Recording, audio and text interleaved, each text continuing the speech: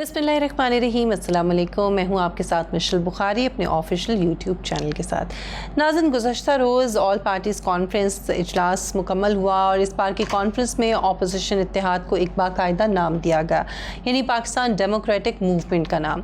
इसके अलावा जो अहम डेवलपमेंट हुई वो ये है कि अपोजिशन इजलास में हुकूमत के ख़िलाफ़ फ़ैसला कुन मार्च के लिए जनवरी 2021 की डेडलाइन मुकर्रर की गई है, जिससे पहले मुल्क के मुख्तलिफ शहरों में जलसे किए जाने का भी फैसला हुआ है। आज लाहौर हाई कोर्ट में पेशी के मौके पर अपोजिशन लीडर मियां शहबाज शरीफ साहब से माजी में अपोजिशन इत्तेहाद में दरारों का सवाल पूछा गया तो उन्होंने बड़ा इंटरेस्टिंग जवाब दिया इसका। उन्होंने कहा कि इस मरतबा APC में सीमेंट लगाया गया है और दरारें इस मरतबा नहीं पड़ेंगी। खैर, ये तो वक्त बताएगा कि ऐसा होता है या नहीं। दूसरी तरफ हुकूमत के तर्जुमानों का भी एक इजलास हुआ आज वज़ीर आज़म की ज़ेर सदारत, जिससे लगता है कि हुकूमत भी इस APC को सीरियस ले रही है। इजलास में अपोजिशन की इदारों पर तनकीद को गैर मंतकी करार दिया गया। इस तनकीद को अपनी करप्शन से तवज्जो हटाने की कोशिश करार दिया गया और इसके अलावा अपोजिशन के इल्ज़ामात का भरपूर जवाब देने का भी फैसला किया गया है। एक चीज़ जो हमने देखी कि अपोजिशन की कुल जमाती कॉन्फ्रेंस का इजलास हो गया, मुस्तकबिल का लाए अमल भी तय हो गया और इत्तेहाद में दरारें ना पड़ने के अज़्म का भी इसमें इजहार जो है वो कर दिया गया। ये सवाल फिर भी अपनी जगह है कि अपोजिशन लंबे अरसे तक मुत्तहिद रह भी सकेगी या नहीं, और इसके जवाबात पर जो तज्ज़ियाकार हैं वो अपनी दानिस्त के मुताबिक जवाब दे भी रहे हैं। लेकिन इससे भी अहम एक और सवाल है और वो ये है कि अगर हम ये फ़र्ज़ करते हैं कि अपोजिशन मुत्तहिद रहेगी, क्या अपोजिशन का सबसे अहम मसला यानी हुकूमत को घर भेजना इन इक़दामात से हल हो जाएगा जिनका ऐलान उन्होंने APC में किया है? ये बड़ा इंपॉर्टेंट सवाल है। तो ज़रा इस बात का भी हम जायज़ा लेते हैं और इसके लिए हमें थोड़ा माजी में जाना होगा, जिससे ये पता चलता है कि पाकिस्तान में हुकूमत को गिराने के 3 ही तरीके हैं। चौथा तरीका यानी 58(2)B जो सदर के ज़रिए असम्बलियों की तहलील का तरीका था, उसको तो तरमीम के ज़रिए ख़त्म किया जा चुका है।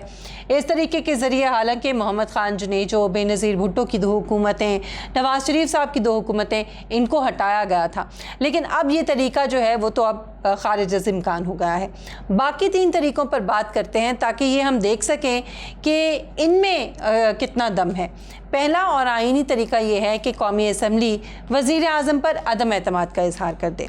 दूसरा तरीका यह है कि अपोजिशन जल्द से जुलूस करे और इसके ज़रिए हुकूमत पर दबाव बनाए जिस पर वज़ीर आज़म खुद मुस्ताफ़ी हो जाए। और तीसरा तरीका यह है कि जल्द से जुलूसों के ज़रिए अगर हुकूमत इस्तीफ़ा नहीं भी देती लेकिन हालात इतने ख़राब हो जाते हैं कि मार्शल लॉ लगाना पड़ जाए, ये नौबत आ जाए, तो ज़ाहिर है हुकूमत से जान छूट जाएगी। अब पहला तरीका यानी वज़ीर आज़म पर असम्बली का अदम एतमाद कितना कारआमद साबित हो सकता है।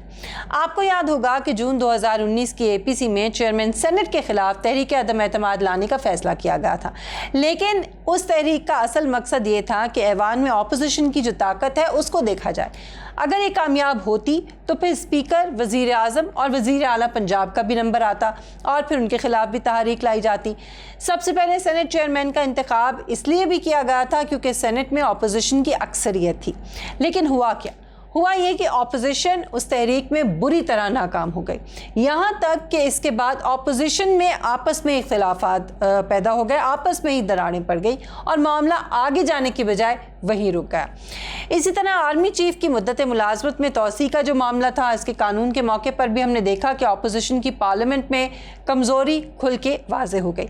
इसके अलावा फिर हाल ही में एंटी मनी लॉन्ड्रिंग, अभी बिल्कुल हाल ही में जो हुआ है, बिल लाया गया, हुकूमत ने पार्लियामेंट के मुश्तरका इजलास से इसको मंजूर करा लिया, हालांकि वहाँ पर भी अपोजिशन की अक्सरियत थी। दूसरी अहम बात यह है कि मुस्लिम लीग नून के कई मेंबरान कौमी और पंजाब असम्बली जो हैं वो वज़ीर आज़म समेत वज़ीर आला पंजाब और गवर्नर पंजाब से मुलाकातें करते रहे हैं और बज़ाहिर यही लगता है कि मुस्लिम लीग नून में फॉरवर्ड ब्लॉक बन चुका है और इससे ज़ाहिर है कि अपोजिशन भी अच्छी तरह वाकिफ़ है। ऐसे हालात में अपोजिशन के पास ये ऑप्शन तकरीबन ख़त्म हो चुका है कि इन हाउस कोई तब्दीली लाई जा सके। अब दूसरा ऑप्शन यानी जलसे जुलूस और लॉकडाउन, मार्च और धरने और हुकूमत को दबाव मिलाने और अपने मुतालबात मनवाने और इसे गिराने का एक तरीका جلسے جلوس ہیں۔ ماضی میں بھی حکومتوں کے خلاف ایسے جلسے اور جلوس کیے جاتے رہے ہیں۔ گزشتہ حکومت کے خلاف تحریک انصاف تقریباً 5 سال تک سڑکوں پر رہی ہے۔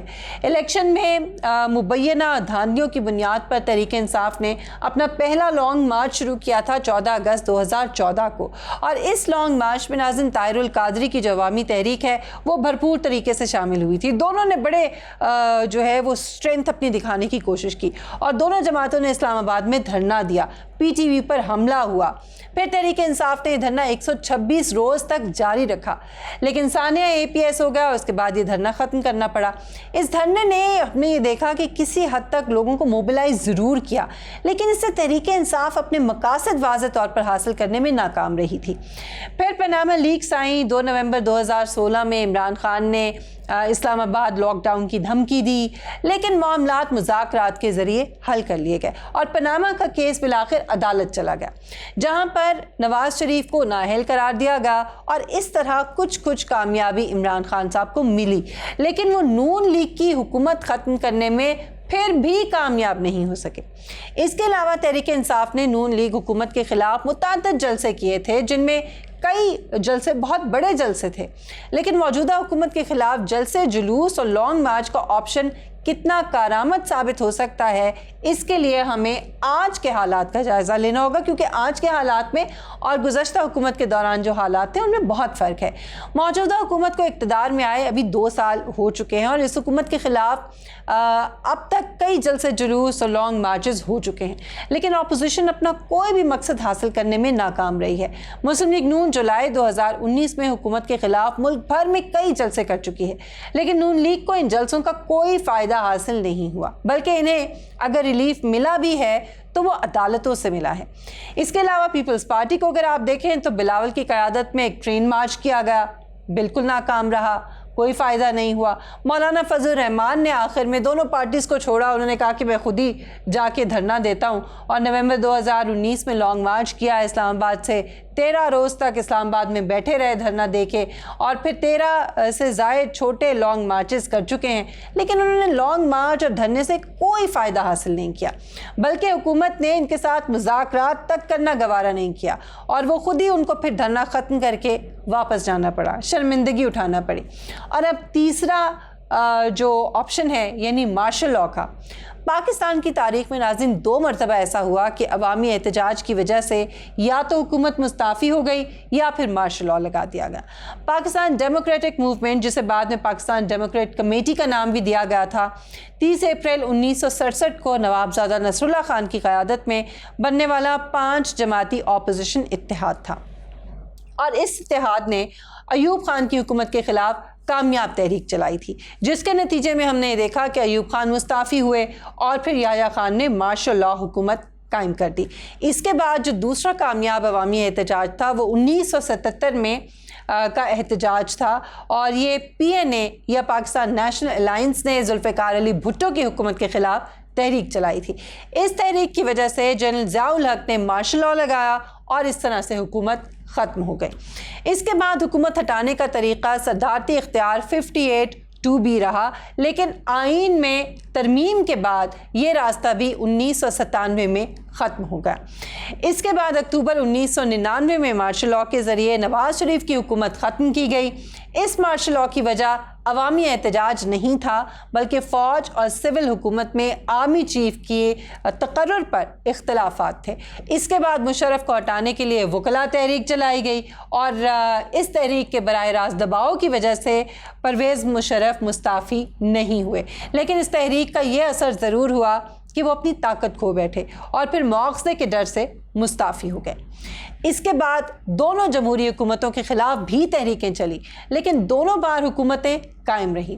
ان کا ایک وزیر اعظم دونوں جماعتوں کا دونوں حکومتوں کے دوران عدالتوں کے فیصلوں کی وجہ سے نااہل ضرور ہوا، لیکن تحریک کی وجہ سے یا جلسوں کی وجہ سے نہیں ہوا۔ اب ان تمام پہلوؤں کو مد نظر رکھتے ہوئے ہمیں یہ دیکھنا ہوگا ناظرین کہ اپوزیشن کی کامیابی کے امکانات اس وقت ہیں کتنے۔ तो नाज़रीन, हालात और वाक़यात को मद्देनज़र रखते हुए दिखाई ये देता है कि हुकूमत को आईनी तरीके से घर भेजने का जो ऑप्शन है ये अपोजिशन तकरीबन खो चुकी है, और इस बात का एहसास इनको भी बड़ी अच्छी तरह से है। यही वजह है कि अब अपोजिशन जमातें एहतजाजी सियासत की तरफ कदम बढ़ाना चाह रही हैं। लेकिन माजी करीब को अगर हम देखें तो अपोजिशन एहतजाज का रास्ता इख्तियार कर चुकी है। नून लीग ने खूब जलसे जुलूस किए हैं, लेकिन इन्हें कोई ख़ास कामयाबी हासिल नहीं हुई। इन्हें कामयाबी मिली तो सिर्फ अदालतों से ही मिली है। एक और अहम बात यह है कि इस वक्त अपोजिशन मुल्क में ऐसे हालात पैदा करने की कितनी सलाहियत रखती है जिनसे हुकूमत का हुकूमत करना मुमकिन न रहे। या तो वो मुस्ताफ़ी हो जाए और या फिर इनको हटा दिया जाए। ये बहुत इंपॉर्टेंट सवाल है।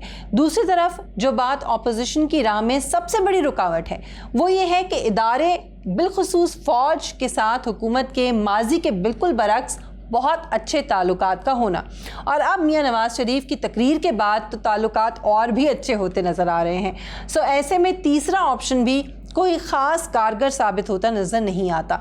नवाज़ शरीफ की तकरीर शायद इसी डिप्रेशन में इसी डिप्रेशन का इजहार था जिसमें अपोजिशन को हुकूमत हटाने का कोई ऑप्शन नज़र नहीं आ रहा। देखना ये है कि तकरीरें तो बहुत बड़ी बड़ी कर दी गई, बड़ी धुआंधार और बड़ी दबंग किस्म की, और अपना बयानिया जो है उसका भी इजहार किया गया लंदन में बैठ के। लेकिन क्या वाकई अपोजिशन में इतना दम है कि जो वादे और जो इस मरतबा दावे और जो बातें उन्होंने की हैं वो उस पर कायम भी रह सकेंगे या नहीं, और इस पर अमल दरामद भी हो सकेगा और अपोजिशन को किसी किस्म की कोई कामयाबी हासिल भी हो सकेगी? ये बहरहाल वक्त बताएगा। अगर आपको मेरी वीडियो पसंद आई हो तो इसको लाइक कीजिए, शेयर करें। आप अपना फ़ीडबैक दे सकते हैं कमेंट सेक्शन में कमेंट करके। आपका फ़ीडबैक बहुत वैल्यूएबल है। और अगर आपने अभी तक मेरे चैनल को सब्सक्राइब नहीं किया तो चैनल को सब्सक्राइब करें, बेल आइकन को प्रेस करें। अपना बहुत ख्याल रखिएगा। इंशाल्लाह नेक्स्ट वीडियो में आपसे मुलाकात होगी। अल्लाह हाफ़िज़।